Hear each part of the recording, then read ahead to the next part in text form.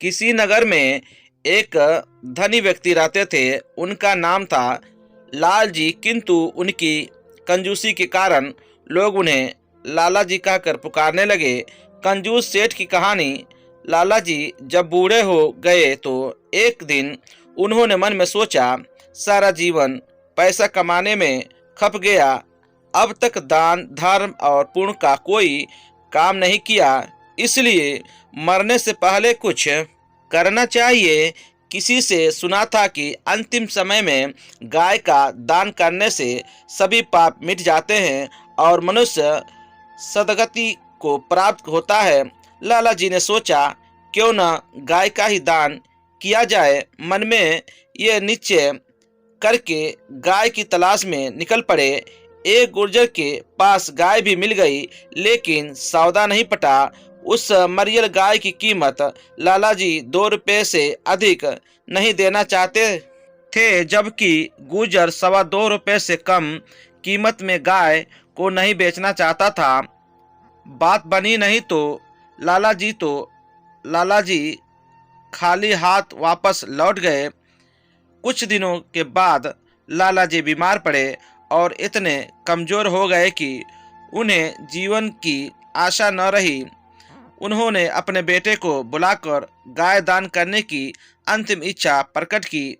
पुत्र बोला, आप जो आज्ञा करें वही होगा, गाय के अलावा अन्य वस्त्र सोना चांदी। लाला जी ने कहा, नहीं बेटा नहीं, केवल गाय का दान बहुत है। लाला जी ने बताया कि फला गुजर के पास एक गाय है, कुछ समय पहले उसकी कीमत 2.25 रुपये थी, अब शायद कुछ और रियायत कर दे, लेकिन तुम उसकी कीमत 2 रुपये से अधिक ना देना। पिता की ऑर्डर पाकर पुत्र गुजर के पास पहुंचा और 2.25 रुपये में गाय खरीद कर ले आया। लाला जी को जब मालूम हुआ कि बेटा गाय की पूरी कीमत चुका आया तो ऐसा सदमा पहुंचा कि तत्काल उनकी मृत्यु हो गई। इस बीच गाय कमजोर हो चुकी थी, अतः लाला जी की मृत्यु के 4 घंटे बाद वो भी चल बसी। मरने के बाद लाला जी की आत्मा को यमराज के पास पहुंचाया गया और उनके पाप पुण्य का खेला जोखा करने के बाद यमराज बोला, लाला जी अपने अपने जीवन में पुण्य का कोई काम नहीं किया, मरते समय एक गाय का दान किया है, वो भी 4 घंटे बाद मर गई, इसलिए आपको 4 घंटे का स्वर्ग मिलेगा और बाकी समय नरक में बिताना पड़ेगा। लाला जी बोले, कोई बात नहीं, मुझे 4 घंटे के लिए स्वर्ग मिला है तो लूंगा, पहले स्वर्ग भेज दो, शेष समय में नरक में बिता लूंगा। यमराज बोला, पहले 1000 वर्ष नरक में जाना होगा, उसके बाद आपको स्वर्ग भेजा जाएगा। लाला जी अड़ गए, बोले, मैं पहले स्वर्ग जाना चाहता हूँ। यमराज ने डपते हुए कहा, स्वर्ग पहले नहीं, पहले नरक की हवा खाओ, यही हमारा नियम है। दोनों में वाद विवाद चल रहा था कि पैन सिंह वाली गाय भी वहाँ आ पहुंची और लाला जी के पास खड़ी हो विनम्र स्वर में बोली, मैं आपका कमाया हुआ पुण्य हूँ, इसलिए 4 घंटे के लिए आपकी सहायता करने आई हूँ। आप आज्ञा दे कि मैं आपकी क्या सेवा कर सकती हूँ। गाय को अपना सहायक पाकर लाला जी को साहस मिला।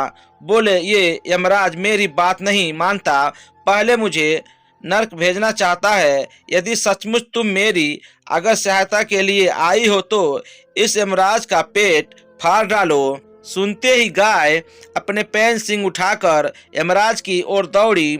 यमराज अपना आसन छोड़ भाग खड़ा हुआ और त्राही त्राही करता हुआ ब्रह्मा के पास जा पहुंचा। यमराज को भयभीत हुआ देख ब्रह्मा जी मन ही मन शंकित हुए। यमराज ने अपने भय का कारण उन्हें बताया और अपनी रक्षा के लिए हाथ फैला दिए। इस बीच गाय के साथ लाला जी भी ब्रह्मा जी के सम्मुख उपस्थित हो गए। ब्रह्मा जी ने बड़े शांत भाव से लाला जी को समझाया कि हमारे नियम के अनुसार पहले आपको नरक में ही जाना होगा। प्राणी के पापों का प्रायश्चित जब हो जाता है तब वो स्वर्ग का अधिकारी बनता है, इसलिए पहले नरक में जाइए। लाला जी अपनी बात पर अड़े थे, बोले ये नहीं होगा, मैं पहले स्वर्ग भोगना चाहता हूँ। ब्रह्मा जी ने क्रोध में आकर डपट दिया, तुम्हारे लिए हम अपने नियमों का उल्लंघन नहीं कर सकते। जीवन में तुमने थोड़ा सा पुण्य किया है और 4 घंटे के लिए स्वर्ग की प्राप्ति कर सकते हो, जबकि हमारे पास ऐसे जीवों की कमी नहीं है जो जीवन भर पुण्य कमाते रहे। उन्हें भी पहले नरक में भेजा जाता है, बाद में स्वर्ग की प्राप्ति होती है, इसलिए पहले नरक जाओ। बात बढ़ी तो लाला ने गाय की तरफ देखा और बोला, ये दुष्ट भी मेरी बात नहीं सुनता, इसलिए जरा इसकी भी खबर लेना। ब्रह्मा लोक में हलचल मच गई। अपनी प्राण रक्षा के लिए ब्रह्मा भी त्राई त्राई करते हुए विष्णु लोक पधारे और सारा वृत्तांत का सुनाया। विष्णु ने भी लाला जी से वही निवेदन किया, बोले ये संभव नहीं हो सकता, नियमों का पालन देवता और दानव दोनों के लिए जरूरी है। इनकार करने पर लाला जी ने विष्णु महाराज की मरम्मत करने के लिए गाय को आदेश दिया। ब्रह्मा, विष्णु और यमराज तीनों अपनी जान हथेली पर रखकर भागे और कैलाश पहुंचकर भगवान शंकर को जगाया। अचानक इन लोगों के आने के कारण जानकर भगवान शंकर को दुख हुआ।